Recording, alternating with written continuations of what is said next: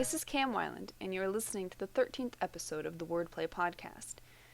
The book trailer for Behold the Dawn was released Friday to overwhelming applause.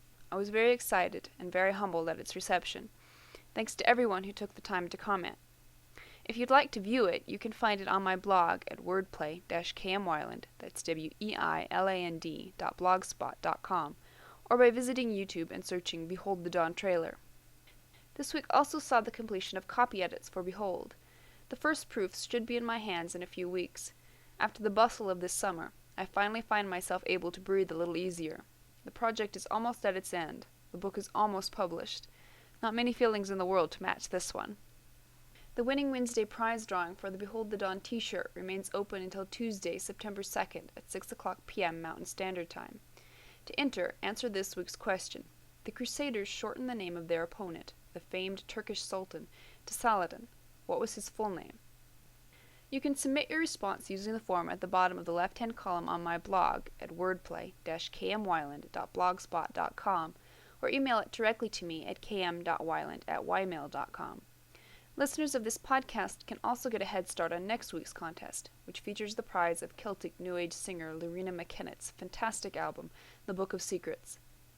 To enter, answer the question, in medieval times, what was the role of the bailiff? Hint, check out Wikipedia.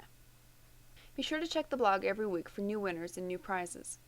Until then, if you have any questions, comments, suggestions, or complaints, please feel free to contact me on my website at kmweiland.com or my blog at wordplay-kmweiland.blogspot.com.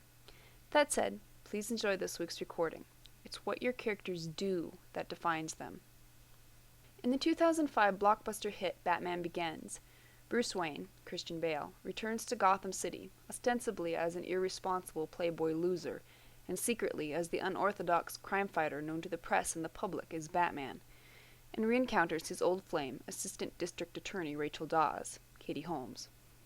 Rachel, who's not yet in the know about Bruce's alter ego, is unimpressed with his apparent apathy and superficiality. He attempts a cryptic explanation which doesn't go over too well. Inside, I am more. And Rachel responds, "It's not who you are underneath, it's what you do that defines you."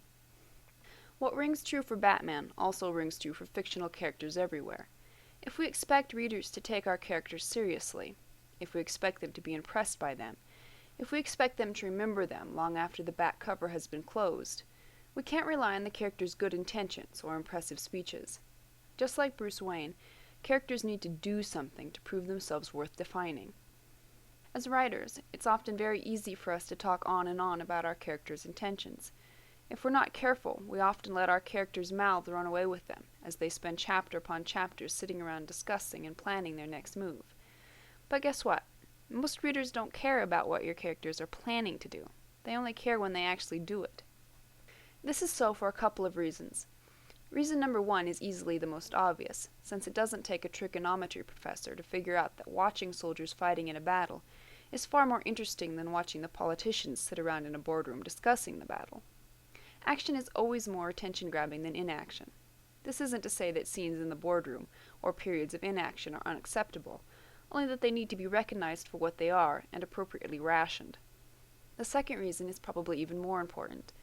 When we show our characters in action, we move beyond simply telling our readers who these people are, Joe was a nice guy, to the much more powerful plane of exhibiting the character's actions and allowing readers to draw their own conclusions. Joe emptied his wallet into the hand of the beggar on the street corner. Readers find it affirming when what they've been told about a character is proven by that character's actions. When we give our hero the opportunity to exhibit his bravery, or his cowardice, his empathy, or his selfishness, his brilliance, or his stupidity, we are doing more than just imparting the facts. We're bringing this character to life on the page. We're making him a living, breathing personality who acts and reacts in a palpable way, just the same as the rest of us. Seek out opportunities to let your character define himself by his actions. Don't let him stand around for pages, doing little more than talking or thinking. Shove him into the mayhem of life and force him to get his hands dirty. Create situations and scenes that will prove his strengths and his weaknesses, instead of forcing the reader to simply take your word for it. If you do, you'll emerge with a character and a story that's vibrant, visible, and memorable. Who knew you could learn so much from the movies? Thank you for listening to the Wordplay Podcast.